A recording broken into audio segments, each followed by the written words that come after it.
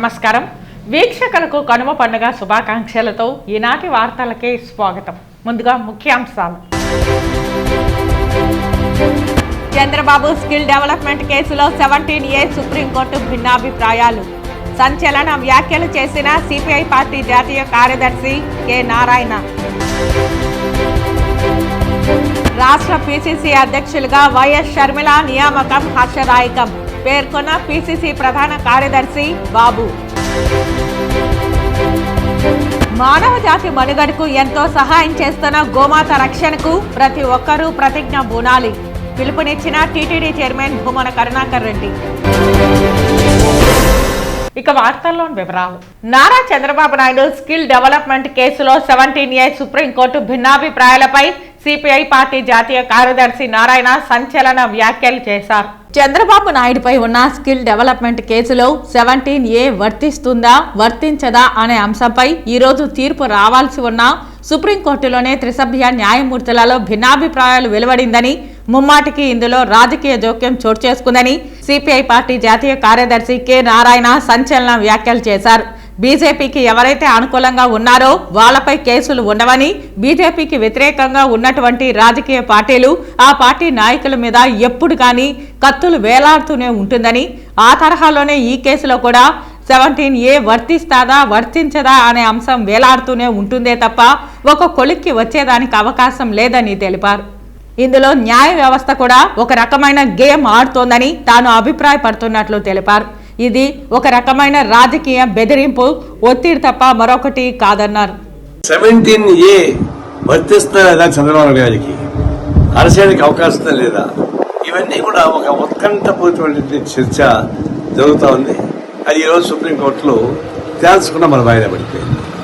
వాస్తవానికి ఈ 17A దానిపైన ఇద్దరు జడ్జెస్ డిఫరెంట్ ఒపీనియన్స్ ఇస్తే దాన్ని సుప్రీంకోర్టుకి పంపించారు. అది ఎప్పుడు తీర్పించాల్సింది.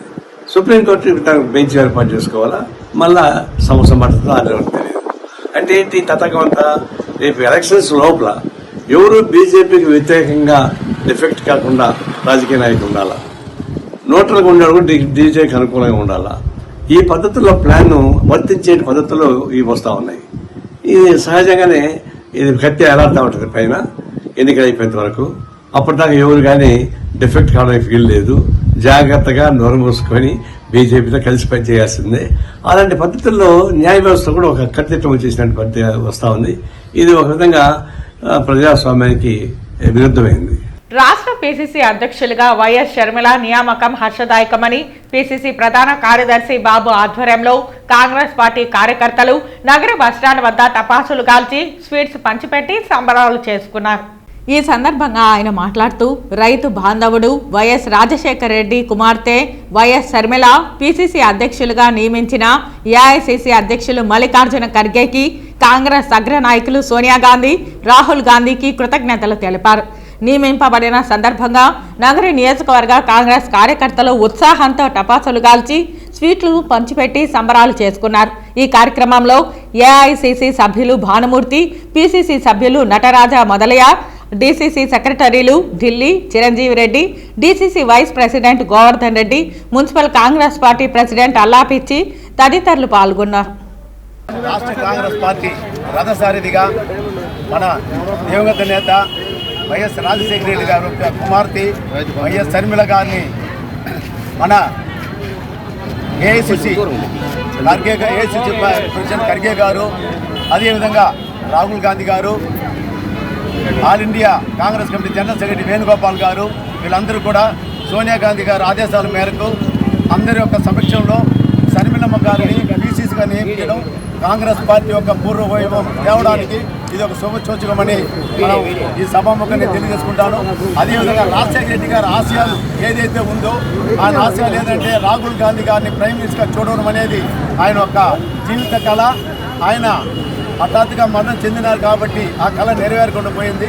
షర్మిలమ్మ గారు వచ్చిన మొదటి రోజే మా నాన్నగారు కన్న కళ రాహుల్ గాంధీ గారిని ప్రైమ్ మినిస్టర్ చేయడం కాబట్టి ఆ కళ నెరవేర్చేంత వరకు నేను సాయశక్తిగా కృషి పోరాడతానని, రాహుల్ గాంధీ ప్రైమ్ మినిస్టర్ అయ్యేంత వరకు నేను నిద్రపోనని కూడా చెప్పి ఆమె చెప్పడం కాంగ్రెస్ పార్టీకి ఆమె భరోసా ఇచ్చి కార్యకర్తలకి ఇంకా అండదండగా ఉండి కాంగ్రెస్ పార్టీ ఇంకా పూర్వవైపు తెస్తాదే నమ్మకం అందరికీ ఉంది. మేమందరూ కూడా కాంగ్రెస్ పార్టీ తరఫున ప్రజలందరూ కూడా షర్మిలమ్మ గారిని స్వాగతిస్తూ నేను నమస్కారం చెప్పిస్తున్నాను. వేదాలు పురాణాల్లో పేర్కొన్న విధంగా సకల దేవతా స్వరూపాలైన గోవులను ప్రతి ఒక్కరూ పరిరక్షించుకోవడానికి ప్రతిజ్ఞ బుణాలని టీటీడీ చైర్మన్ భూమన కరుణాకర్ రెడ్డి పిలుపునిచ్చారు. తద్వారా మన సంస్కృతి సాంప్రదాయాలను కాపాడుకోవాలన్నారు. తిరుపతిలోని శ్రీ వెంకటేశ్వర గో సంరక్షణ శాలలో మంగళవారం కనుమ పండుగ సందర్భంగా గో మహోత్సవ వేడుకలు వైభవంగా జరిగాయి.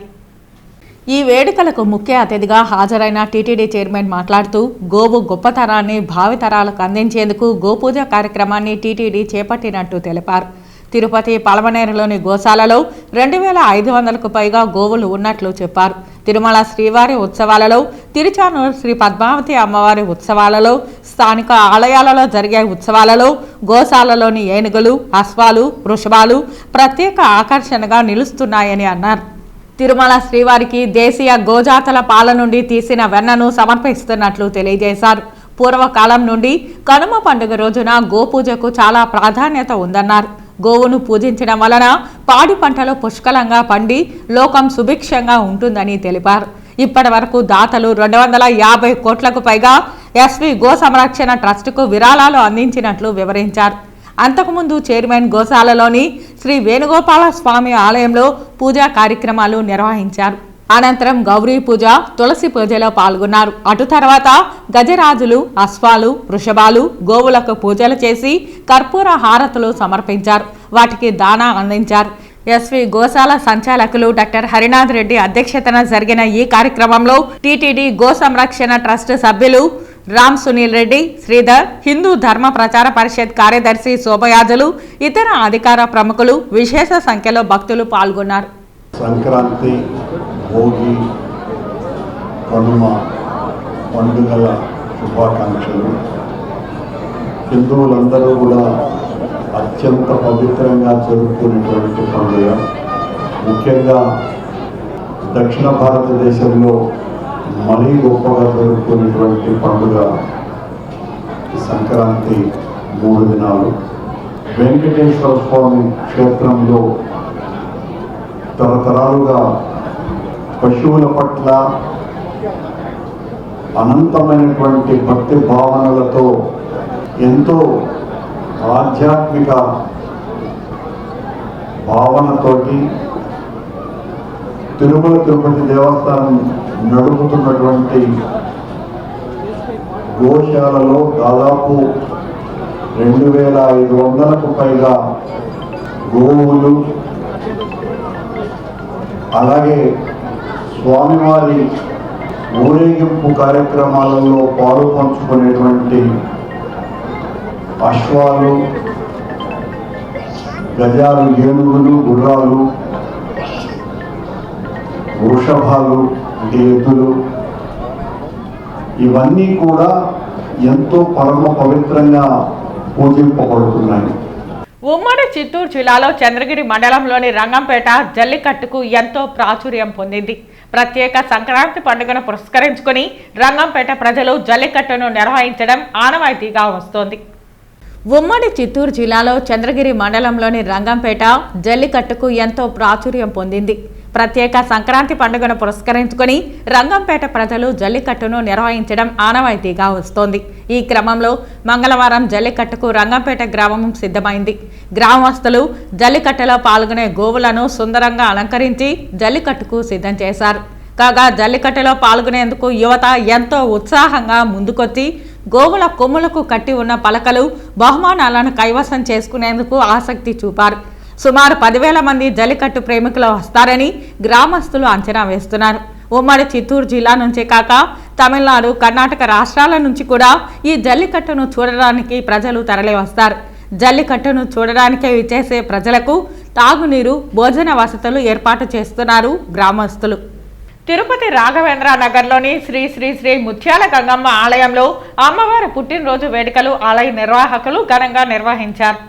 వేకువజామున అమ్మవారికి ప్రత్యేక అభిషేకాలు, ప్రత్యేక పూజలు నిర్వహించారు. 365 దీపాలతో ఆలయంలో దీపారాధన చేశారు. కోరిన కోరికలు తీర్చే కొంగు బంగారంగా అమ్మవారు ప్రసిద్ధి చెందారు. ప్రతి ఏటా జనవరి 15వ తేదీన అమ్మవారి జన్మదినం సందర్భంగా ఆలయంలో అమ్మవారికి కేక్ కట్ చేసి పుట్టినరోజు వేడుకలు నిర్వహిస్తారు. భక్తులకు తీర్థ ప్రసాదాలు, పసుపు కుంకుమ అందజేశారు. కలియుగ ప్రత్యక్ష దైవం తిరుమల శ్రీ వెంకటేశ్వర స్వామి వారిని ఈరోజు ఉదయం విఐపి విరామ సమయంలో Telangana transport and BC welfare minister Ponnam Prabhakar దర్శించుకున్నారు. దర్శన అనంతరం రంగనాయకుల మండపంలో వేద పండితులు వేదాశీర్వచనం అందించగా టీటీడీ అధికారులు తీర్థ ప్రసాదాలు అందించారు. ఆలయం వెలుపల మంత్రి మాట్లాడుతూ శ్రీవారి అనుగ్రహంతో పార్లమెంటు మెంబర్ అయ్యానని, తెలంగాణ సాధించుకున్నామన్నారు. స్వామివారి దయతో తెలంగాణలో ప్రజాపాలన వచ్చిందన్నారు. మంత్రిగా మేము ఇచ్చిన హామీలన్నీ ప్రజలకు నెరవేర్చే విధంగా స్వామివారి అనుగ్రహం ఇవ్వాలని మంత్రి పొన్నం ప్రభాకర్ తెలిపారు. తెలంగాణలో ఆలయ నిర్మాణానికి టీటీడీ నిధులు ఇవ్వాలని టీటీడీ ఈఓని, చైర్మన్ ని కోరామని అన్నారు. కేంద్రంలో కాంగ్రెస్ ప్రభుత్వం వస్తే రాష్ట్ర విభజనలో ఆంధ్రప్రదేశ్కి రావాల్సిన ప్రత్యేక హోదా, ఇతర హామీలను నెరవేరుస్తామని మంత్రి తెలిపారు. ఏడుకొండల వెంకన్న స్వామిని అనేక సందర్భాల్లో అనేక కోరికలు కోరుకున్నాం. అన్ని ఆ భగవంతుని కృపతో రాజకీయాల్లో ఉన్నత స్థానానికి పోవాలని పార్లమెంట్ మెంబర్ అయినాం. తెలంగాణ సాధించాలనుకున్నాం. ఆ భగవంతుని దయతో తెలంగాణ సాధించబడి 10 సంవత్సరాలు ప్రజలు కోరుకున్న తెలంగాణ లేకపోయినా తిరిగి ఇప్పుడు ప్రజల ఆకాంక్ష మేరకు ఆ భగవంతుని ఆశీర్వచనంతో తెలంగాణ మార్పు కోరుకొని ప్రజాపాలన ఇచ్చే విధంగా ప్రభుత్వం ఏర్పడ్డది. అందులో శాసనసభ్యుడిగా, మంత్రిగా మేము ఇచ్చినటువంటి హామీలన్నీ అమలు చేసే విధంగా ఆ భగవంతుని ఆశీర్వచనాన్ని, బలాన్ని ఇవ్వని అడుగుతాను. తప్పకుండా ఇది ప్రజల యొక్క పాలన కాబట్టి ప్రజాస్వామ్యయుతంగా ముందుకు పోయేటువంటి విధంగా శక్తిని ఏమైనా భగవంతుని ప్రార్థిస్తా ఉన్నాం. దానిలో భాగంగా ఇలా టెంపుల్ ఈవో గారు లేవు, ఈవో గారిని, చైర్మన్ గారిని హుస్నాబాద్ నియోజకవర్గ ప్రజలకు సంబంధించి ఎన్నుకోరు కాబట్టి ఒక దేవాలయ నిర్మాణానికి కూడా నిధులు ఇవ్వమని అడుగుతా ఉన్నాం. ఇప్పటికే చాలా దేవాలయాలకు నిధులు ఇచ్చినారు. మేము కూడా దానికి సంబంధించిన కంట్రిబ్యూషన్, ల్యాండ్ అవన్నీ ఇస్తాం. హుస్నాబాద్ లోపల కూడా ఒక దేవాలయ నిర్మాణానికి నిధులు ఇవ్వమని గౌరవ కరుణాకర్ రెడ్డి గారిని, ధర్మారెడ్డి గారిని, అదేవిధంగా గౌరవ ముఖ్యమంత్రి గారిని కూడా కోరుతా ఉన్నాను. కూడా మార్పు ఇప్పుడు రాష్ట్ర విభజన అనేటువంటిది అనివార్యం. ఆనాడే ఏమేమి అవసరమో అన్ని చేస్తామని ఒక హామీ ఇచ్చినాం. అది ప్రత్యేకమైనటువంటి హోదా కావచ్చు, లేదా ఇతర అభివృద్ధి కార్యక్రమాలు. ఆనాడు ఉన్న వాళ్ళు దాన్ని సరైన విధంగా ఒప్పుకోలేదు. ఇప్పుడు ప్రజలకు విశ్వాసం ఇస్తాను. కేంద్రంలో మా పార్టీ అధికారంలోకి వచ్చి ఇక్కడ అధికారంలోకి వస్తే తప్పకుండా ఆంధ్రప్రదేశ్కు రావాల్సినటువంటి అన్ని విషయాల అభివృద్ధి కావచ్చు, హక్కు కావచ్చు, అవి ఇస్తాము. కాంగ్రెస్ ఇన్ ప్రిన్సిపల్గా మొత్తం అగ్రిమెంట్ చేసింది రాజ్యసభ లోపల ఆనాడు ప్రధానమంత్రి. సో ప్రజలు ఆ అంశాన్ని గమనించాలి. విభజన అనివార్యమైనప్పుడు తెలంగాణతో పాటుగా ఆంధ్రాకి ఏం ప్రయోజనం కలవాలి, అన్నదమ్ములు వేరుపడ్డట్టుగా ఇద్దరు కూడా బాగుండాలి కుటుంబాలు అనేటువంటి కోరుకునే వాళ్ళం. పార్టీ నిర్ణయం ప్రకారం నేను పార్టీ కార్యకర్తను. దేశం వేరే అనేక రాష్ట్రాలు, ఉత్తరప్రదేశ్, బీహార్, హర్యానా అనేక రాష్ట్రాలు తిరిగిన ఆంధ్రప్రదేశ్లో మా తెలుగు, మా అన్నదమ్ములం. తప్పకుండా ఇక్కడ ఉన్నటువంటి ప్రజలందరూ కూడా కోరుకుంటాం. సరే అది భవిష్యత్తు చెప్తుంది. కాంగ్రెస్ పార్టీకి కొత్త ఓట్లు వస్తాయా, వైసీపీ ఓట్లు వస్తాయా, తెలుగుదేశం ఓట్లు వస్తాయా, మొత్తానికి స్పేస్ అనేది కాంగ్రెస్ పార్టీ ఉన్న వ్యతిరేకత, ప్రజల భావన తొలగిపోయింది. ఇది అనివార్యమైనప్పుడు విభజనతో పాటు అభివృద్ధి జరగాల్సి ఉండే, జరగలేదనేది ఒక ప్రజలకు స్పష్టం. శ్రీవారికి మహాభక్తురాలైన గోదాదేవి పరిణయోత్సవాన్ని పురస్కరించుకొని గోదామాలలు శ్రీవారి మూల విరాట్కు మంగళవారం ఉదయం అలంకరించారు. తిరుపతి శ్రీ గోవిందరాజ స్వామివారి ఆలయంలోని ఆండాల్ శ్రీ గోదాదేవి చెంత నుండి శ్రీవారికి ప్రత్యేక మాలలు కానుకగా అందాయి. గోదాదేవి మాలలు తిరుపతి నుండి తిరుమల శ్రీ శ్రీ శ్రీ పెద్దజీఆర్ స్వామి మఠానికి మంగళవారం ఉదయం చేరుకున్నాయి. అనంతరం పెద్దజీఆర్ మఠం నుండి మంగళ వాయిద్యాల నడుమ ఊరేగింపుగా శ్రీవారి ఆలయానికి తీసుకొచ్చారు. ఆలయంలో పూజా కార్యక్రమాలు నిర్వహించి శ్రీ వెంకటేశ్వర స్వామి మూల విరాట్కు అలంకరించారు. శ్రీ వెంకటేశ్వర స్వామి వారి పార్వేట ఉత్సవం మంగళవారం ఘనంగా జరిగింది. ఇందులో భాగంగా మంగళవారం మధ్యాహ్నం 1 గంటకు శ్రీ మలైప్ప స్వామివారు తిరుచిలో వేంచేశారు. వారి వెంట మరో తిరుచిపై శ్రీకృష్ణ స్వామి వేంచేశారు. అనంతరం పార్వేట మండపం నందు పుణ్యాహము, ఆరాధన, నివేదనము జరిగి హారతులు ఇచ్చారు. అనంతరం ఉభయదారులకు తాళపక్క వారికి, మఠం వారికి మర్యాదలు జరిగాయి. శ్రీకృష్ణ స్వామి వారిని సన్నిధి యాదవ పూజ చేసిన చోటుకు వేంచేప చేసి పాలు, వెన్న, హారతులు సమర్పించారు. శ్రీ మలైప్ప స్వామి వారు ముందునకు కొంత దూరం పరిగెత్తి వారి తరపున అర్చకులు బాణము వేసిన పిమ్మట వెనుకకు వచ్చారు. ఇట్లు 3 సార్లు జరిగింది. శ్రీ మలైప్ప స్వామి వారి ఉత్సవం పూర్తయి మహాద్వారంకు వచ్చి హతీరాంజీ వారి బెత్తమును తీసుకుని సన్నిధిలోనికి వేంచేశారు. ఇంతటితో ఎంతో వేడుకగా జరిగే పార్వేట ఉత్సవం ఘనంగా ముగిసింది.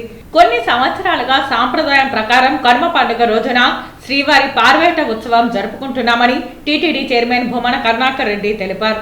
ఈ సంవత్సరం మరింత వైభవంగా పార్వేట ఉత్సవాన్ని అర్చక స్వాములు భక్తుల సమక్షంలో భక్తి శ్రద్ధలతో నిర్వహించామని చైర్మన్ తెలిపారు.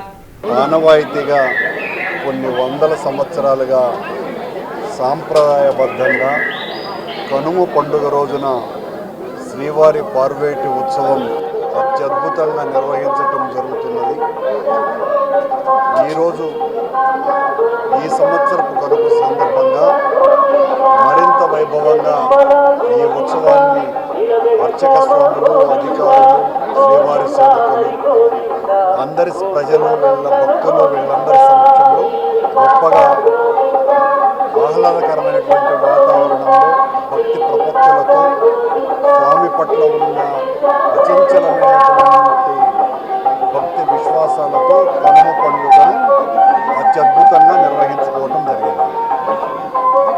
వార్తలు ముగించే ముందు ముఖ్యాంశాలు మరోసారి.